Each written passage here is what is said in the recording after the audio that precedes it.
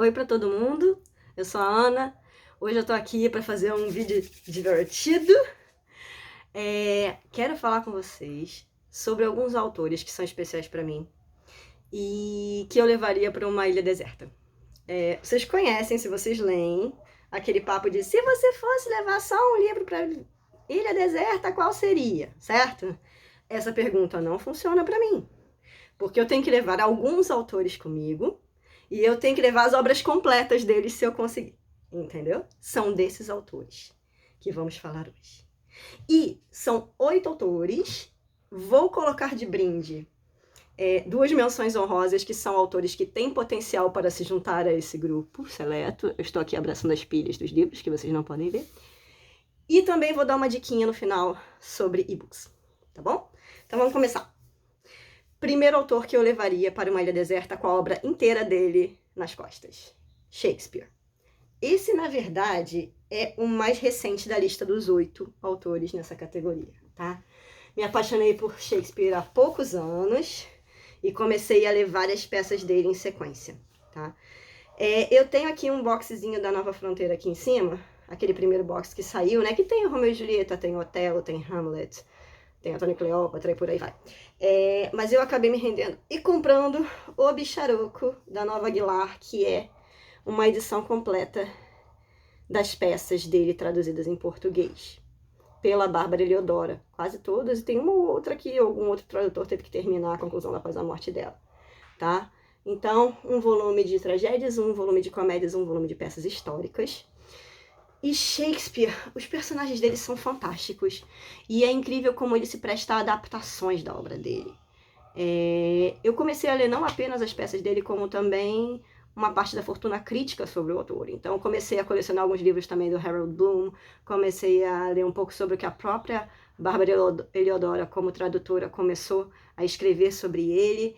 E fui me encantando cada vez mais. Comecei a ler Ítalo Calvino, vários críticos literários que eu não entendo completamente, mas que eu gosto, porque é como sentar e conversar com alguém que também lê o livro, como você, e que também quer discutir aqueles personagens, também quer discutir aquela peça. Tá? Então Shakespeare, eu imagino que eu vou continuar lendo e relendo ao longo de toda a minha vida e descobrindo peças novas. Há peças dele que são completamente sem noção. Por exemplo, eu li o Coriolanus e falei, mas o que diabo é isso? Entendeu? Eu tenho a impressão de que Tarantino teria ideias ótimas sobre aquela peça. Então, tem a Comédia dos Erros, que é engraçadíssima, parece um filme da Sessão da Tarde. Eu acho que Shakespeare criou o filme da Sessão da Tarde. É um autor quase que inesgotável. E isso é uma característica desses autores que eu quero ler pro resto da vida, tá? Eles serem inesgotáveis, eles serem relíveis, eles se prestarem bem a releituras, a novas interpretações, a leituras cada vez mais aprofundadas deles. Do Shakespeare, eu também comprei recentemente essa ediçãozinha aqui, que eu ainda não ataquei, mas que eu pretendo adaptar em breve, tá? É da Martin Claret. São os sonetos do William Shakespeare, só que isso aqui é uma edição bilíngue, então você tem os sonetos do Shakespeare e uma tradução desses sonetos pelo Almiro W.S. Pizzetta, tá? Então é aquele modelo de livro em que você tem de um lado em inglês, do outro em português. Sim, é muito difícil traduzir poemas, mas eu ouvi bons comentários a respeito desse livro, do trabalho do Pizzetta. Vou experimentar. Eu não sou uma pessoa, assim, super fã de poesia, só de poesia épica, mas vamos tentar, porque Shakespeare é Shakespeare, né? Eu acho que ele merece. E eu comprei, gente, eu fiz uma viagem a Curitiba no ano passado e eu encontrei isso aqui num sebo maravilhoso e eu não resisti, eu tive que comprar. Isso aqui é uma obra completa do Shakespeare, em inglês, tá? Publicada pela Wordsworth. Capa dura de tecido. Tava perfeito no sebo. Agora, é uma letrinha miserável, tá? Que eu acho que eu vou ter que comprar uma lupa. Ainda são 2 colunas de texto, mas em tese aqui você tem todas as peças, todos os sonetos e também todos os poemas mais longos dele, tá? Como Vênus e Adonis e alguns desses outros poemas.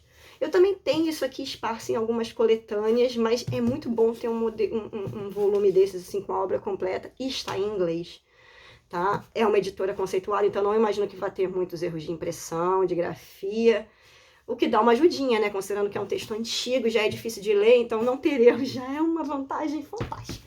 Shakespeare está na lista e será relido muitas e muitas vezes, certo? Não sei se eu termino a obra toda essa vida, não, mas vamos ver se no céu a gente continua.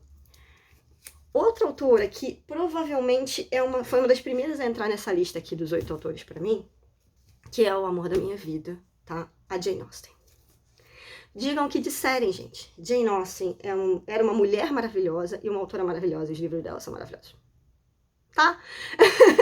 Eu sei, é uma obra difícil por causa da linguagem, 200 anos atrás, entendo. Mas é um livro que depois que você... É uma literatura que depois que você se acostuma com a linguagem, você vê a beleza dessa linguagem e o quanto ela consegue expressar com essa linguagem. A ironia dela é incrível, os romances são muito bonitos. Ela tem um senso moral muito aguçado, ela critica muita coisa e ainda assim os personagens dela têm dimensão, eles não são perfeitos, embora eles sejam virtuosos. Quando ela critica, é com um bom humor que não chega a ser um sarcasmo maldoso para destruir as pessoas. É o tipo de pessoa que eu entendo que ela também ria de si mesma. Para mim, a Elizabeth Bennet, que é a personagem dela mais famosa, é a Jane Austen na sua juventude, tá? Eu acho que ela tá criticando a si mesma, de certa forma, por julgar as outras pessoas e quebrar a cara com isso. Tá? Então, o primeiro livro que eu li dela, provavelmente foi esse aqui, que eu li inteiro, tá? Esse é o Sense and Sensibility, que na verdade naquela época em que editaram essa ediçãozinha aqui, era Razão e Sentimento. Hoje em dia a gente vê mais com o título de Razão e Sensibilidade. Essa aqui é uma cópia muito antiga que eu roubei da minha mãe e a capa está quase caindo. Mas ela é em português e foi uma das primeiras que eu li, tá? A série da BBC dos anos 2000 e pouquinho é muito boa.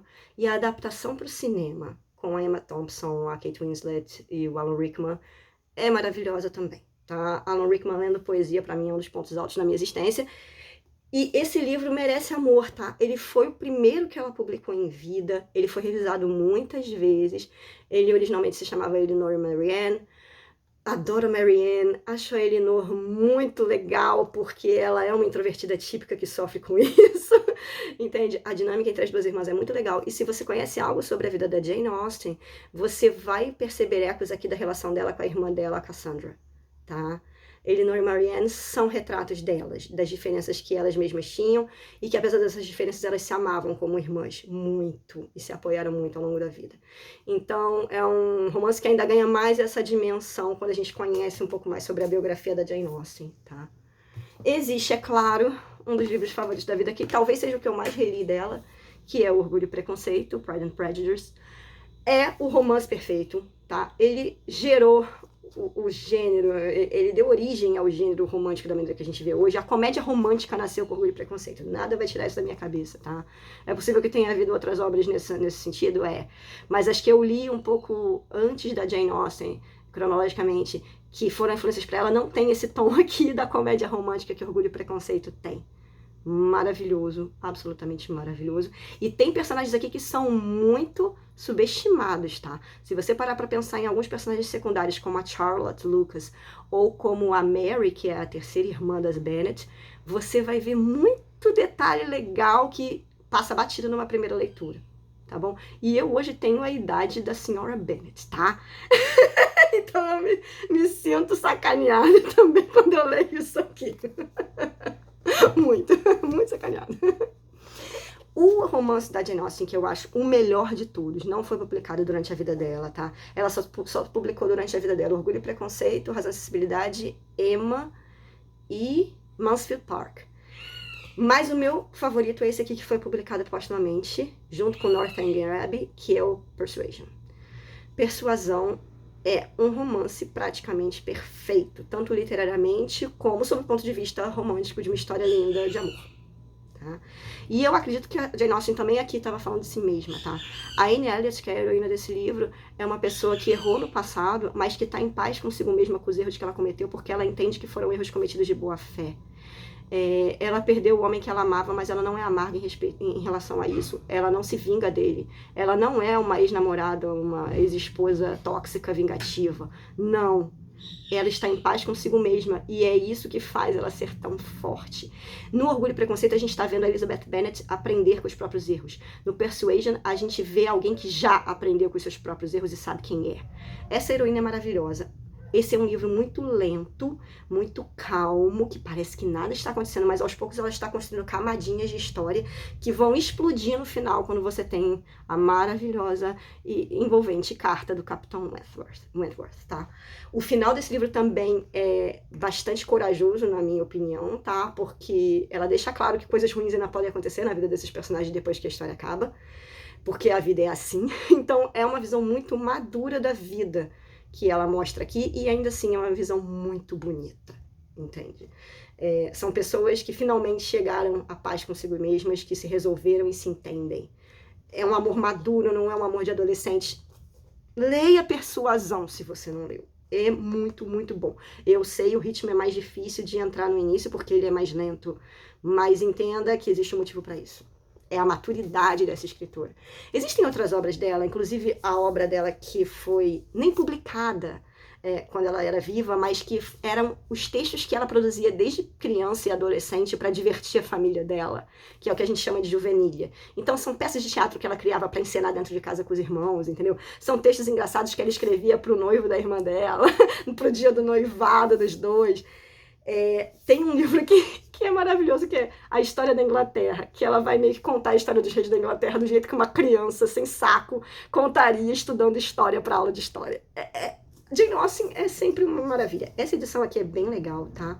Ela justamente tem os romances inacabados dela, tem Sanditon, tem o Lady Susan, que é uma novela, tem a História da Inglaterra, e tem outros textinhos, assim, perdidos dessa autora. Cara, esse livro vale muito a pena, eu acho que ninguém fala desse livro. Todo mundo fala muito dos 6 romances da Jane Austen, tá?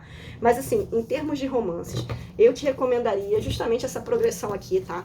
Começar com Razão e Sentimento, que é uma história mais tradicional de romance, partir para Orgulho e Preconceito, que já começa a entrar com um humor bem mais forte, e terminar com Persuasão para o seu coração ser destruído. Aí, quando seu coração estiver destruído, você pega para ler a história dos reis da Inglaterra, tá? Para você voltar ao seu estado natural de temperatura e pressão. Outro livro que eu achei divertidíssimo, que eu encontrei com dela uma vez solto numa livraria, é esse aqui, ó, Jack and Alice. É uma historinha, gente, sei lá, deve ter o quê? 30 páginas isso aqui. 60 páginas, mas é ilustrado, tá? Ó, ele é todo assim ilustradinho. É uma sátira horrorosa. Muito engraçado. Se você achar esse negócio aqui perdido, pode comprar, que é divertido. Você lê em uma hora. Então, Jane Austen sempre terá um lugar no meu coração, para sempre, e amém. Outro autor, vamos para o terceiro autor, tá? Eu já amo esse autor há mais de 10 anos. Ele é tudo de bom. Estamos falando de Charles Dickens, tá? Romances de Dickens, eu comecei por esse aqui, que é o Oliver Twist. Já li e reli. Já vi uma série da BBC também antigona sobre ele. Vi o musical, que é Oliver, com uma exclamação no final. Antigão! Muito maneirinho, muito maneirinho. Oliver Twist é a história de um órfão, né?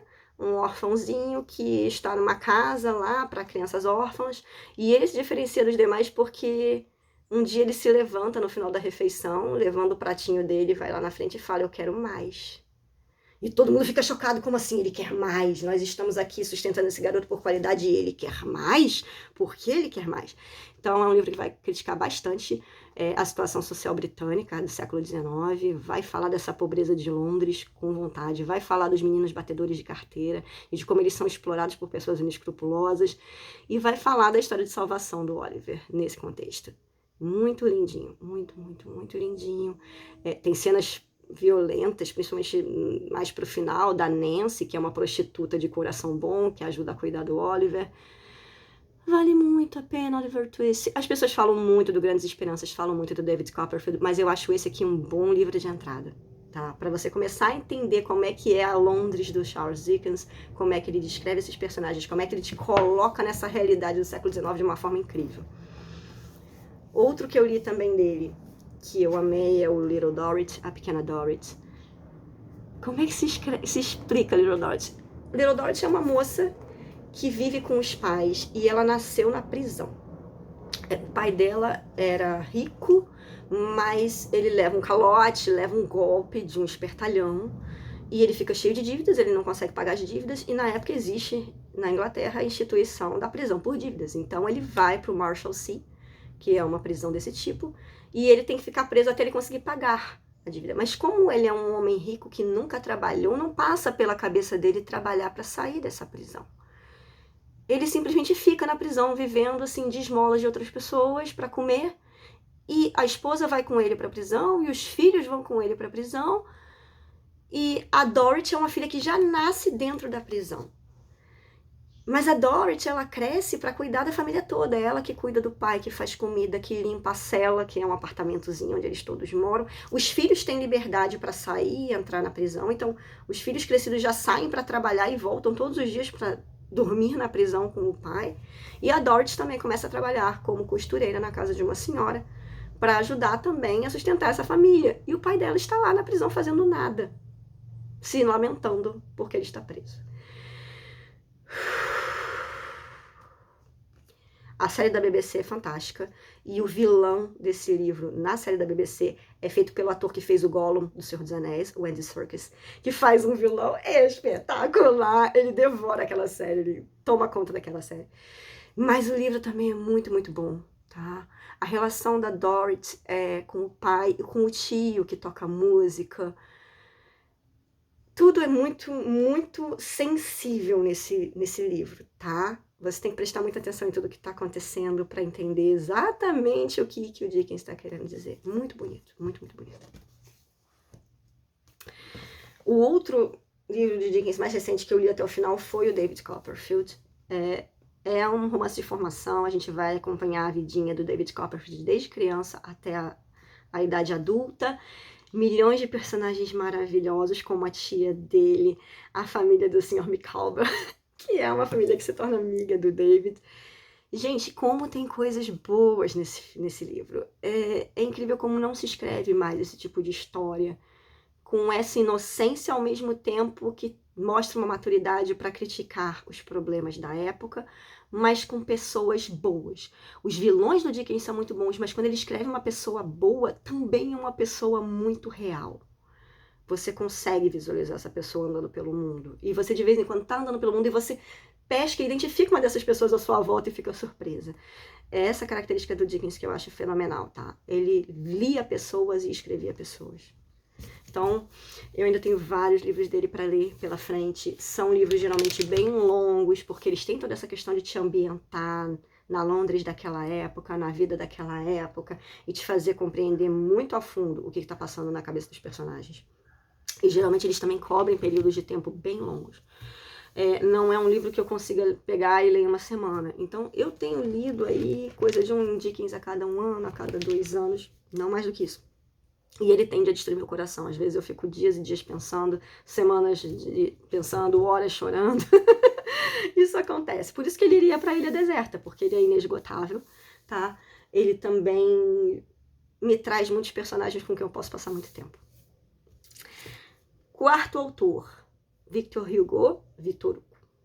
Francês. Vamos para os franceses, né? A gente já falou de 3 ingleses, vamos para os franceses. Vocês notam que tem um padrão, né? Ingleses do século XIX e agora vão ser franceses do século XIX, os próximos 2.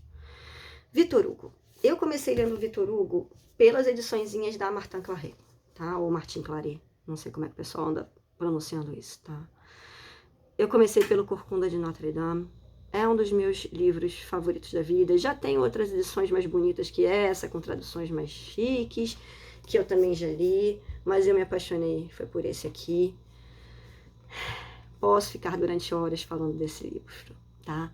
Sou apaixonada por várias adaptações que existem para o cinema, para televisão, para desenho animado, para tudo que você imaginar, para musical, em várias línguas. Se você nunca viu o musical franco-canadense, produzido ali em 1999, se eu não me engano, sobre o Corcunda de Notre Dame, você não sabe o que está perdendo.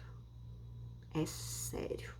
É um musical diferentão, com um visual não tão bonito em termos de figurino e cenários, mas as músicas são lindíssimas e ele pega alguns dos pontos mais duros dessa obra aqui e explora a fundo. Eu só não consigo entender por que ninguém coloca a história da Paquette La Château-Fleury nas adaptações. Tá? Da Gudule, da mulher presa na cela. Porque ela para mim é um personagem central desse romance. Ainda assim, a Catedral é um dos personagens centrais, a Esmeralda é outro personagem central, e o sofrimento humano é um dos personagens centrais dessa obra aqui. Se você não se incomoda em chorar ou em sofrer durante a leitura, leia o Corcunda. Você vai se impressionar.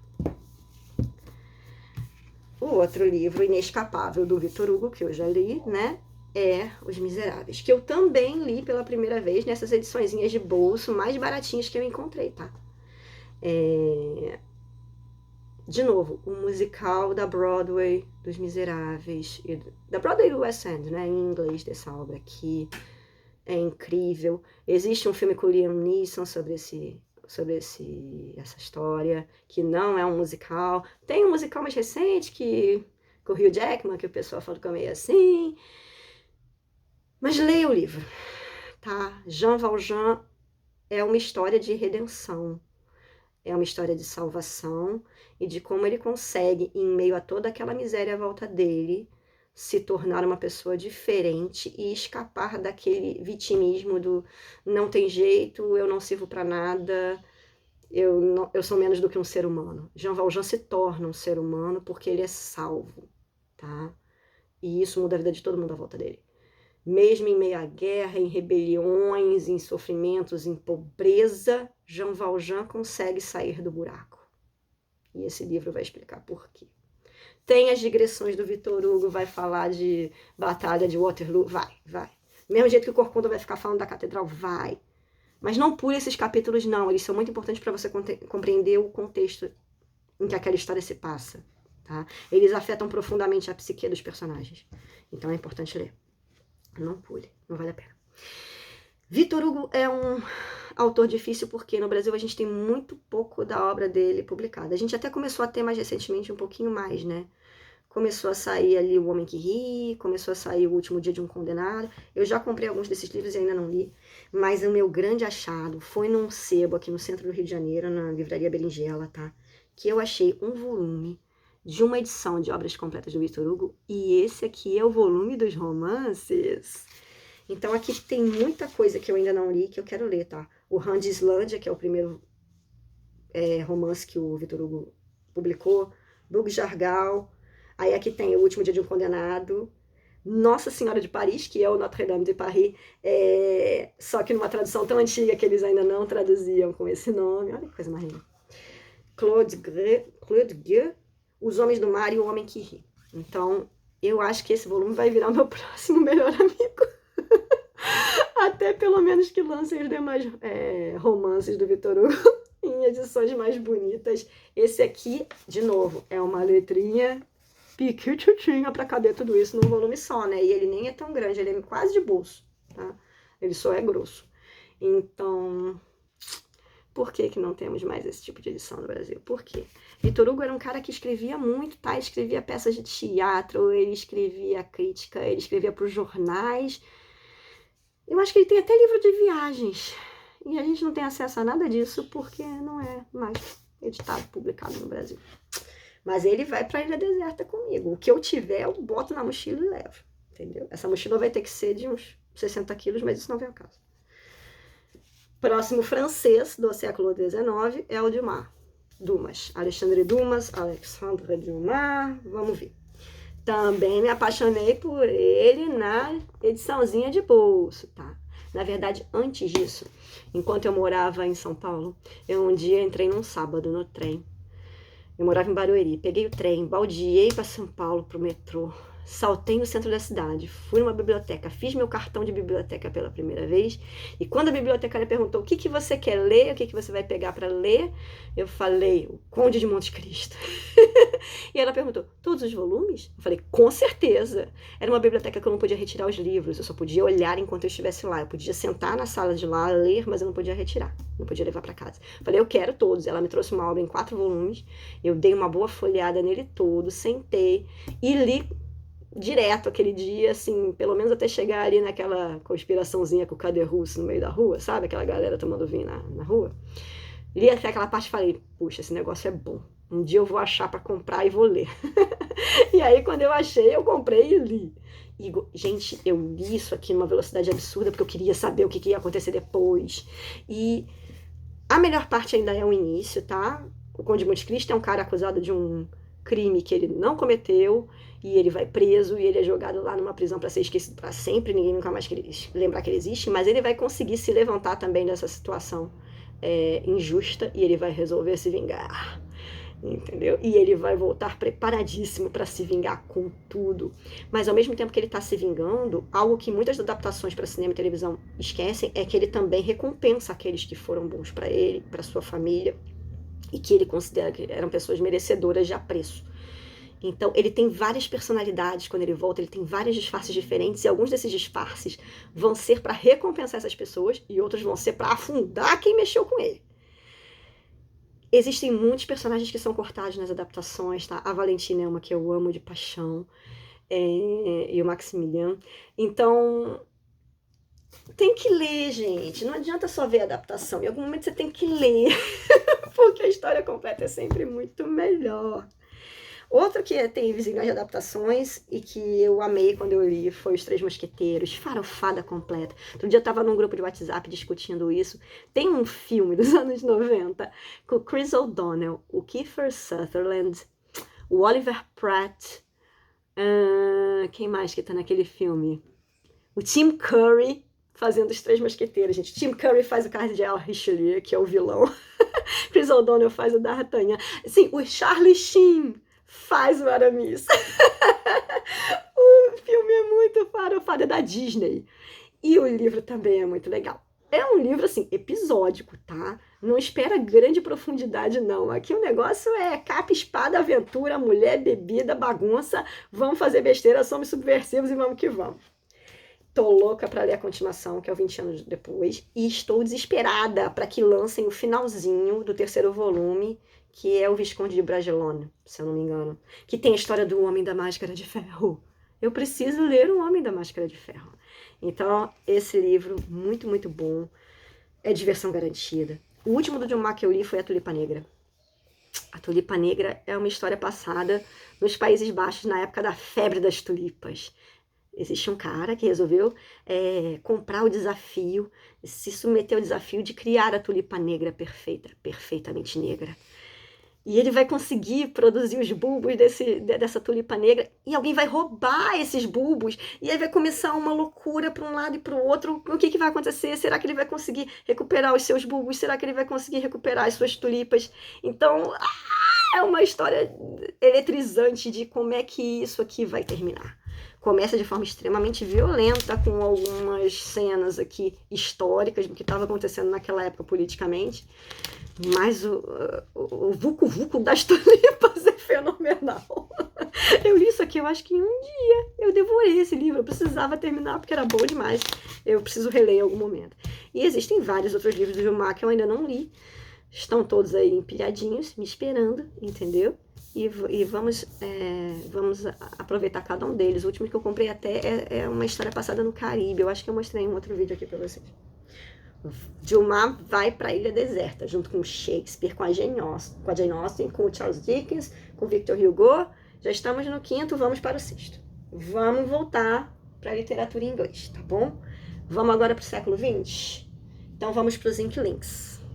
Inklings, se você sabe, você sabe. Quando eu me converti ao cristianismo, um colega se virou para mim e falou assim: você vai ter que ler C.S. Lewis. Eu falei, C.S. Lewis? Ele falou, você vai ter que ler esse autor chamado C.S. Lewis, você vai gostar. Levei anos para me tocar do que era, descobrir, achar os livros. Na época não estava ainda essa febre de C.S. Lewis no Brasil. E eu comprei algumas ediçõezinhas da Martins Fontes, nessas pequenininhas assim, são de bolsinho, ó, são pequenininhas. Comprei 4 desses aqui. E aí eu acabei lendo. Primeiro, o Cristianismo Puro e Simples, que eu já devo ter lido umas 3 vezes. Isso aqui é uma coletânea de palestras que o Lewis fez na rádio inglesa, tá? E que ele acabou transformando em livro. E isso aqui é para explicar para alguém que não é cristão o que o cristão acredita. Mas ele não está preocupado com o que cada denominação cristã acredita. O que o ortodoxo acredita, o que o católico acredita, o que o protestante acredita. Não, ele está preocupado com o cerne, com as partes fundamentais que, em tese, são comuns a todos os cristãos. E aí ele vai fazer uma descrição disso para as pessoas. Ele não está preocupado com as diferenças entre os cristãos, ele está preocupado com as semelhanças. E ele tem uma forma de escrever que, para mim, pelo menos, é muito clara. Ele usa muitas comparações e metáforas que, para mim, são muito boas e que ajudam muito a compreensão. Tem gente que acha isso aqui extremamente difícil. E aí eu não sei se é uma questão da educação brasileira, do nível de leitura, de realmente não ser cristão e por isso, mesmo ouvindo a explicação, ter alguns problemas em relação a experiências ruins com cristãos no passado e não conseguir comprar que isso aqui é real. Podem ser várias coisas, tá? Eu acho um livro fundamental, pelo menos para quem está se interessando em saber o que é cristianismo. Outro livro que na época esse meu colega me recomendou e que eu levei um tempo para ler, mas que eu achei fenomenal, é o Cartas de um Diabo ao Seu Aprendiz. Isso aqui é uma ficção, mas que ensina muito mais do que muito livro de autoajuda por aí. Muito livro devocional. Isso aqui é importante. Qual é a premissa? Você tem um diabo velho, tá? Um diabo experiente lá no inferno. E ele tem um sobrinho que é um diabinho mais novo que está começando na profissão. E aí, esse diabo mais velho começa a escrever cartas para o sobrinho, orientando esse sobrinho sobre como é que ele tem que fazer para tentar os humanos. Como é que ele faz para realmente levar um humano para o inferno. Então, esse sobrinho mais novo tem um humano pelo qual ele é responsável. A missão dele é corromper esse humano especificamente. E aí, o diabão velho vai dar conselho. Não, você está fazendo muito na cara, não é assim. Você tem que fazer de um jeito mais sutil. Você tem que dar uma voltinha. Você tem que fazer ele pecar pequeno para depois ele pecar grande, sabe? E, gente, como isso aqui ensina como a tentação funciona. Como a gente cai nessas armadilhas, entende? De se comportar mal, porque a gente é mal influenciado. Leia. Agora, entenda que é um livro meio difícil, porque você tem que fazer algumas traduções simultâneas na sua mente. Toda vez que ele fala do inimigo nesse livro, ele tá falando de Deus. Entendeu? Toda vez que ele fala do chefe, ele tá falando de Satanás, não tá falando de Deus. Então, pra quem já é cristão, isso aqui dá um nozinho na mente de vez em quando. Eu não tive esse problema, mas eu tenho amigos que tiveram. Por isso que eu tô avisando, tá? Ele não é muito grandinho, não. É curtinho. Muito, muito, muito interessante. Muito enriquecedor. O Lewis, ele vai para a ilha não apenas por esse tipo de livro, tá? Que vai falar sobre cristianismo. Ele vai para a ilha também porque ele era um cara que escrevia sobre diversos gêneros, sobre diversas óticas. Então você tem, por exemplo, as Crônicas de Nárnia, que são, em tese, livros para criança. Mas que se você lê como adulto, você percebe uma série de símbolos cristãos aqui dentro. Tá? São 7 histórias. A mais famosa é O Leão, a Feiticeira e o Guarda-Roupa, que foi a primeira publicada e que virou filme já e desenho animado algumas vezes, tá? Mas cronologicamente, na história de Nárnia, o primeiro é O Sobrinho do Mago, que é o que conta o mito de formação de Nárnia, como é que se formou Nárnia. Para mim é o melhor da série, mas foi, acho que o 5º, o 6º a ser publicado e escrito. Você tem outras histórias bem legais, como O Cavalo e Seu Menino. Você vai ter A Viagem do Peregrino da Alvorada, que é muito legal. Existe um personagem aqui que as pessoas não prestam muita atenção, que é o ratinho Hip Chip, que é o ratinho desse tamaninho que anda de espada, e o ratinho é o mais corajoso deles todos. E ele quer ir até o final do mundo para ver a borda do mundo. O ratinho é fenomenal. E as Crônicas de Nárnia, é importante você se tocar de que ele cobre toda a história de Nárnia, tá? Ele vai desde a criação até o fim de Nárnia. Ele vai contar um apocalipse de Nárnia. Então é uma história que, se você lê as 7 crônicas, você tá tendo uma visão do mundo inteiro, do mundo completo, do início ao fim. Eu acho muito legal. Não acho tão bem escrito quanto outros livros de fantasia, mas ainda assim eu acho que vale a leitura, tá? Outro livro dele que é de dar nó na cuca é O Grande Divórcio ou O Grande Abismo, tá? Já foi publicado com os 2 nomes aqui no Brasil. É a história de um cara que tá no inferno, lá no inferno, já foi pro inferno, já foi todo mundo pro inferno que tinha aqui. E aí vai passar um ônibus pro céu. E ele fala, mas como assim? Vai passar um ônibus pro céu, quem quiser entra e vai lá ver. Aí ele fala, como assim? Pode isso, Arnaldo? Entra aí no ônibus e vamos. E aí ele vai entrar nesse ônibus de excursão pro céu, pra ver como é que é. E o Lewis vai defender o ponto aqui de que quem tá no inferno, na verdade, não quer ficar no céu. Ele foi pro inferno porque ele quis. E ele vai continuar defendendo essa posição, entende? Leia. É uma visão difícil de ler, tá? Mas é uma alegoria interessante, é uma história para fazer pensar. O negócio aqui é feio. O Lewis também vai para a Ilha Deserta porque ele também escreveu ficção científica. Ele perdeu uma aposta com o Tolkien, se não me engano. E aí ele teve que escrever um livro de ficção científica. Então a gente tem aqui uma trilogia de ficção científica, que é a trilogia cósmica. Além do Planeta Silencioso, Perelandra, que pra mim é o melhor, e que acho que o Lewis considerava o melhor livro dele, o livro favorito dele que ele tinha escrito. E aquela Fortaleza Medonha, que dos três é mais fraquinho, na minha opinião, é o terceiro. Cara, que livro doido! É ficção científica, mas é cristianismo e fantasia ao mesmo tempo, tá? Eu não vou dar muito spoiler, não. Mas o que aconteceria se você chegasse em outro planeta e descobrisse que lá tem toda uma civilização que nunca passou pela queda que Adão passou? O que aconteceria? É por aí que a banda toca. Um outro livro que eu acho que é o livro dele que mais me deu um nó na cabeça, do Lewis, é Até que Tenhamos Rostos. Que livro estranho, eu preciso reler. Isso é, na verdade, um reconto da história de Eros e Psique, da mitologia grega. Que é a mesma história que deu origem à Bela e a Fera, que é a minha princesa da Disney favorita e é uma das histórias que eu mais amo de todos os tempos, a Bela e a Fera.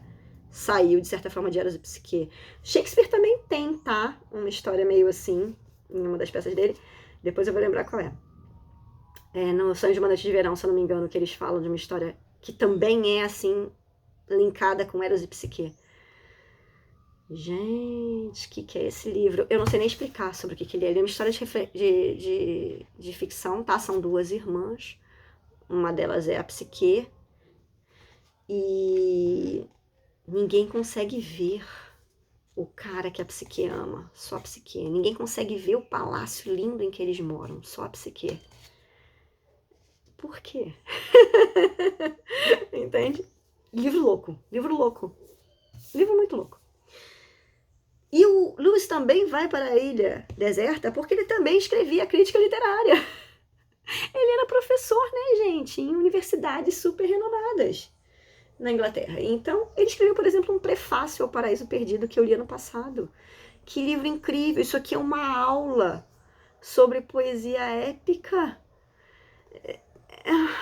É algo maravilhoso. Ele vai começar a comparar o Beowulf com a Eneida e o que isso tem a ver com o Paraíso Perdido do John Milton. Que coisa sensacional. Eu queria que esse cara fosse meu professor de literatura um dia. Tem um outro livro dele nessa pegada, que é o Alegoria do Amor, que, se eu não me engano, é sobre poesia medieval. E que não tá mais sendo editado no Brasil. Eu já catei pra tudo que é lado, não achei em sebo. Por favor, editoras, tragam esse cara em todas as suas facetas. Thomas Nelson tá publicando muita coisa dele, até as cartas dele. Eu comecei a ler algumas das cartas do Lewis.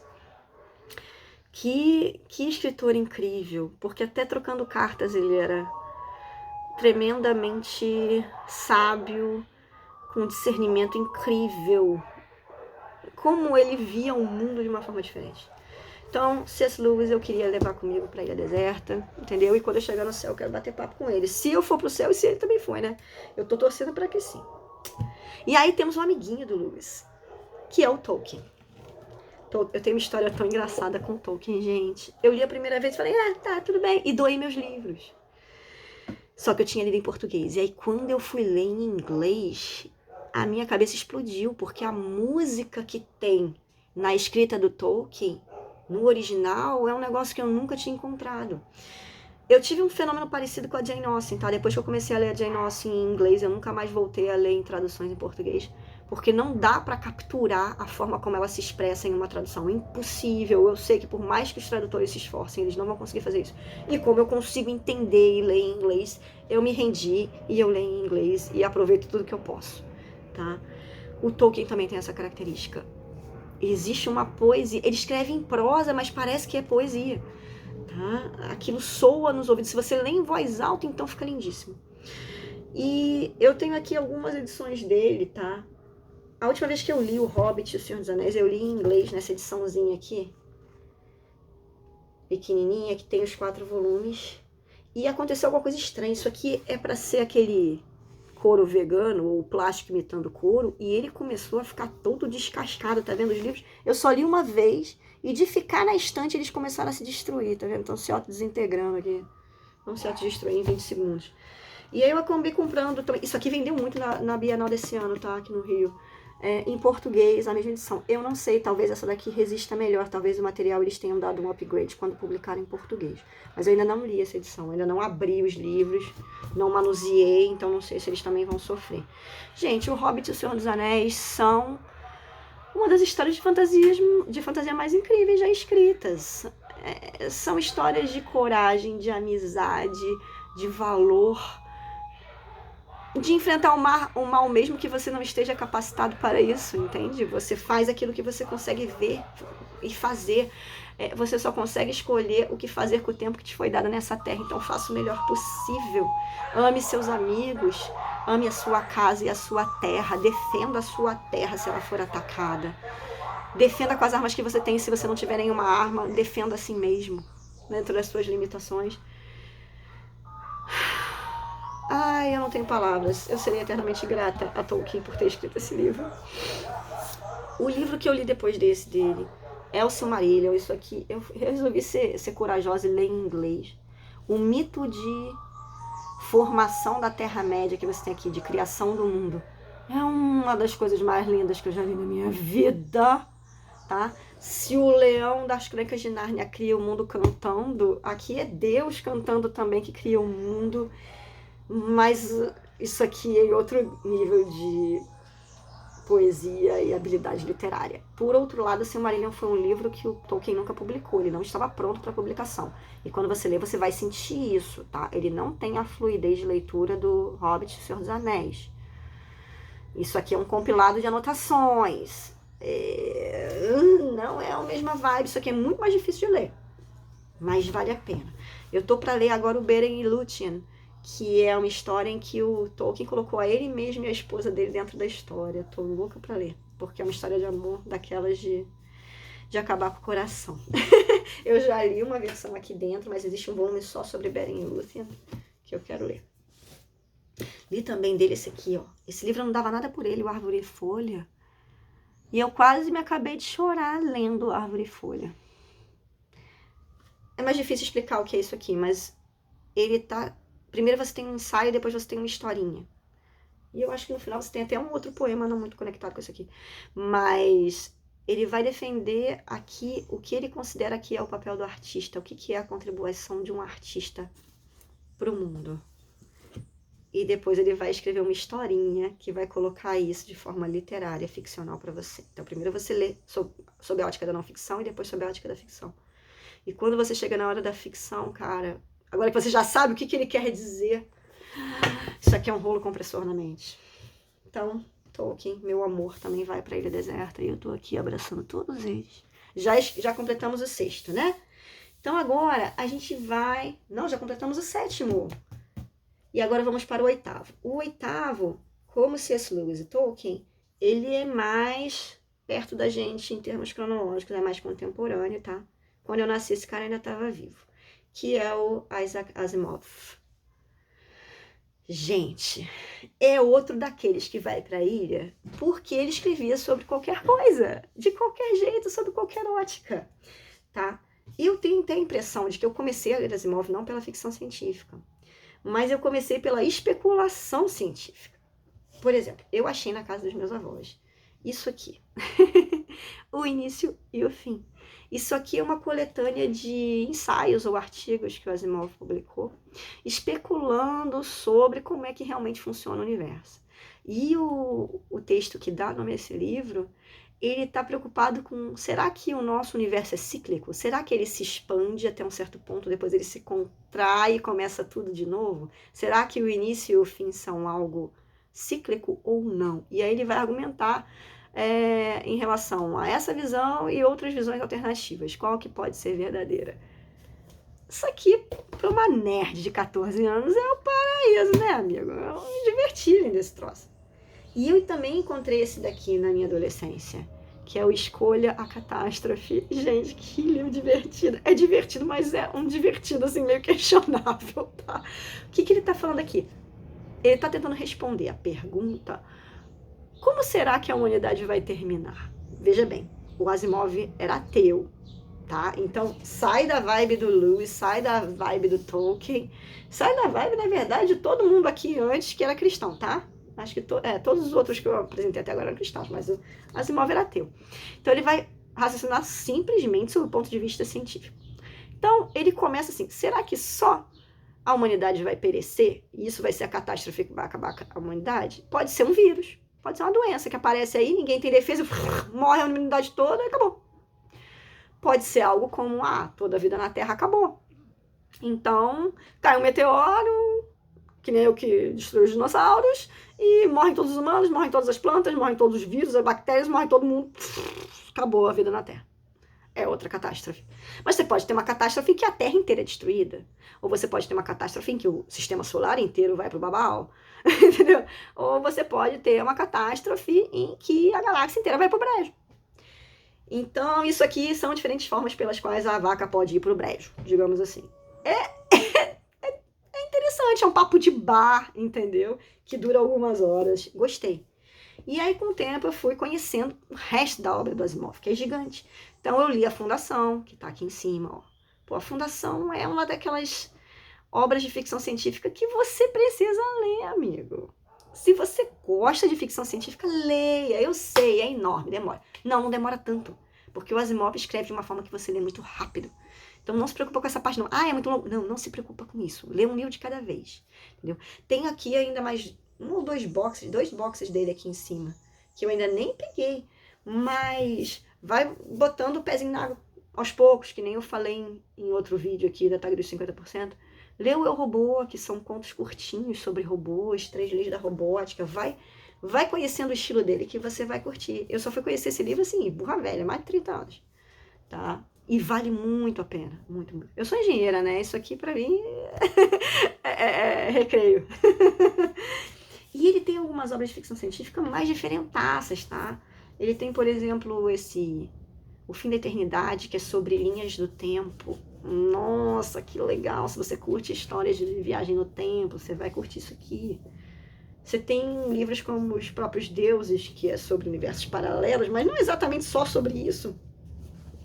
Você tem obras de história. Asimov era aquele cara, ele escrevia para revistas, ele escrevia artigos, ele escrevia sobre qualquer coisa. E a gente não tem uma porção gigantesca da obra dele publicada no Brasil. Tem coisa que você acha em espanhol na internet, mas não acha em português. Eu descobri recentemente essa coleçãozinha aqui, que é de história mesmo. História do mundo, entendeu? E eu tô lendo essa bagaça, li os 3 já. Os egípcios, os gregos e o Império Romano. E de vez em quando eu vou pro sebo e fico catando lá e acho na pilha dos livros por R$2 algum outro livro do Asimov que eu ainda não li, entendeu? E aí eu pego. Eu sei que eu vou chegar aqui, porque se eu gostei de Escolha a Catástrofe, se eu gostei do início e o fim, eu provavelmente vou gostar de mistérios. Vamos lendo. Ele vai pra ilha porque, de novo, é um autor inesgotável que sempre consegue ser interessante, que sempre consegue falar algo que ninguém falou antes. Ou pelo menos de uma maneira que ninguém falou antes, uma maneira muito clara para um público leigo que gosta de ciência, mas não é da área. Entendeu? Bom, falamos de 8 autores que eu levaria para a Ilha Deserta com as suas obras completas. Eu nem tenho essas obras completas, deu para notar, né? Eu não tenho. Então falamos de Shakespeare, Jane Austen, Charles Dickens, Victor Hugo, Alexandre Dumas, C.S. Lewis, Tolkien e Asimov, certo? Mas eu vou falar de 2 autores que são as minhas menções honrosas, que são autores que estão vivos. Chegamos dos que estão vivos. Que eu nem leio tantos que estão vivos, gente. É um bias que eu tenho, é uma tendência que eu tenho. Eu sei que pode ser meio controversa, mas eu tenho. Eu leio muito mais gente morta do que gente viva. É fato. Esses caras aqui, eu acho que têm potencial para construírem uma obra consistente, abrangente, ainda antes deles morrerem, e que sabem ser interessantes, tá? E que também escrevem um pouquinho em alguns gêneros diferentes, não apenas em um. Eles começaram, e eu também comecei a obra deles pela fantasia. Então, por exemplo, você tem o George R. R. Martin, que é a Game of Thrones, que é a Clash of Kings. É a Canção de Gelo e Fogo, gente. Isso aqui eu comprei na época em que ainda havia livraria Saraiva física decente por aí. Eles vendiam pockets em inglês, e quando eu achei isso aqui, eu saí comprando, ó. A Dance with Dragons. E o George R. R. Martin é o responsável por eu ter uma conta na Amazon, tá? Porque eu comecei a catar os livros dele em inglês que não eram publicados no Brasil. E foi assim que começaram os meus gastos absurdos na Amazon. Porque antes eu nunca tinha comprado na Amazon. A culpa é dele. E por que eu acho que ele poderia ir para a Ilha Deserta? Porque ele também escreveu contos de terror, contos de ficção científica. Ele tem outras obras. Ele tem um romance de vampiro que eu ainda não li. Entende? Ele tem uma certa abrangência. Ele escrevia roteiros de televisão. Então ele é mais versátil realmente do que a maioria dos autores que você encontra por aí. E ele tem um certo nível de qualidade, porque se você não se mantém com um nível de qualidade, você é limado no mercado atual. Tá? Eu só gostaria que ele terminasse a Canção de Gelo e Fogo, né? Para eu poder embasar essa minha opinião com mais propriedade. Então, como a obra dele ainda tá em andamento, eu não posso ainda bater o martelo de que ele vai para a Ilha Deserta, mas eu acho que ele vai. E o outro que tá na mesma situação é o Brandon Sanderson, o queridinho atual da internet. Eu, durante muito tempo, fiz com ele a mesma coisa que eu fiz com Harry Potter. Se tá hypado, não vou ler. Pronto. Tô de mal. Todo mundo só fala nele, então não vou ler. Aí no dia que eu li Harry Potter, eu me apaixonei. Tá aqui, ó, Harry Potter, português, inglês. Animais Fantásticos, Onde Habitam, essa porra toda. Anyway, li tudo e adoro, tá? Então, o Brandon Sanderson também foi isso. Eu fiquei um tempão resistindo, não queria ler. E aí, quando eu li Mistborn, a primeira trilogia Mistborn, eu me apaixonei. Eu me apaixonei.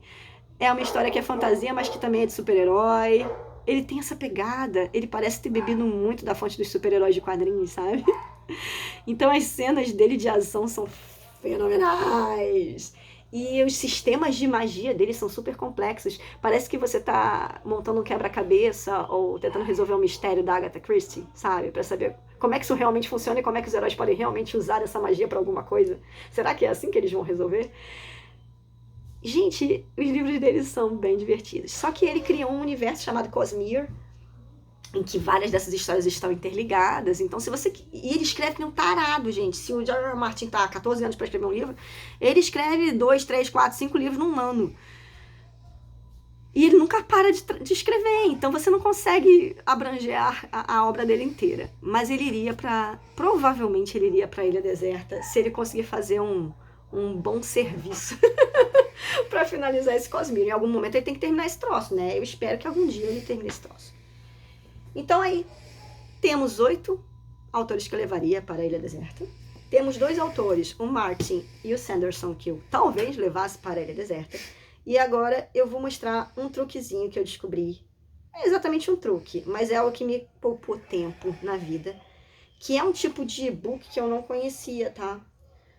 Mas que quando eu comprei eu falei, isso aqui vale a pena. E geralmente eles não são caros. Não sei como é que eles estão hoje, mas todas as vezes que eu comprei, eles estavam extremamente baratos.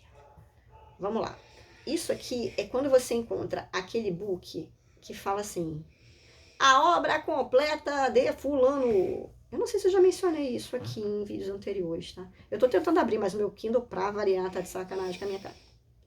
Ó, por exemplo, esse aqui é da Oakshott. É uma edição da obra completa do Charles Dickens. Eu tenho dessa coleção o dele e o da Jane Austen. Então, se às vezes tem um livro que você está interessado, que você já ouviu alguém falar que esse autor publicou e que você não encontrou em português nem no sebo, você já rodou a estante virtual inteira, entendeu? E não encontrou, aí você vai encontrar, às vezes, um arquivo como esse que tem todos os romances do Charles Dickens, todas as coleções de contos do Charles Dickens, todas as obras de não ficção do Charles Dickens, e por aí vai, entendeu? E esses aqui, todos os poemas, todos os trabalhos que ele escreveu de forma colaborativa com outros autores, e até biografias sobre esse autor. Então aqui, por exemplo, a gente tem John Foster escreveu uma vida de Charles Dickens em 3 volumes e está aqui no mesmo arquivo. Tá? Então isso aqui é um e-book gigante que vai ter crítica literária sobre Charles Dickens. Então, o Andrew Lang escreveu sobre as cartas, tem aqui publicadas as cartas que ele escreveu para o Dickens. Ou você tem o Harry James, que é um outro autor super conceituado, escrevendo sobre as limitações do Dickens como autor. Gente, esse tipo de e-book ajuda, tá? Isso aqui ajuda. E me surpreende a ver uma pouca oferta desse tipo de e-book para obras de domínio público. E me surpreende que o preço seja relativamente baixo, quer dizer que ninguém se interessa por isso. Por que ninguém se interessa por isso? É uma pergunta que fica para mim. Então eu tenho aqui esse do Charles Dickens, desses autores aqui que eu mostrei para vocês, né? Desses caras que eu levaria para a Ilha Deserta. Eu tenho o Victor Hugo, mas eu tenho ele em francês. Eu não achei em português essa obra completa. O do Dickens que eu tenho também é em inglês. Eu consegui o do Shakespeare, que é a mesma coisa daquele volume enorme que eu mostrei para vocês, da obra completa, só que eu tenho isso aqui em e-book, que é mais fácil de ler. Então eu tenho uma cópia física, né, pro dia do apocalipse zumbi da internet, e tenho uma cópia aqui digital para conseguir carregar um Kindle que eu consiga manusear. E tenho a Jane Austen também. Eventualmente eu acho das Brontës, Samuel Richardson, Plutarco, mas geralmente esse tipo de book a gente só acha em inglês. Por quê, meu Deus? Então eu acabo usando isso muito como um index, sabe? Como um sumário. Tem uma lista ali de livros e aí eu começo a procurar em sites que disponibilizam esses e-books em domínio público, de forma legal, na internet, para poder baixar e ler no Kindle. Por exemplo, eu gosto muito do Project Gutenberg, que é um site que tem muita coisa, você procura lá, ele vai te dar as obras em várias línguas. Se ele tiver em 25 línguas o Shakespeare, ele vai te mandar todos os arquivos do Shakespeare nas 25 línguas e você escolhe qual que você quer baixar e colocar no seu Kindle. Tenho usado muito assim, me ajuda. Então, de certa forma, eu acho que o meu Kindle também iria para a Ilha Deserta, se na Ilha Deserta houvesse internet e eletricidade. É isso, pessoal. Vamos ler muito, vamos aproveitar o fim de semana, vamos aproveitar os dias de semana também. E um abraço para todos. Beijo.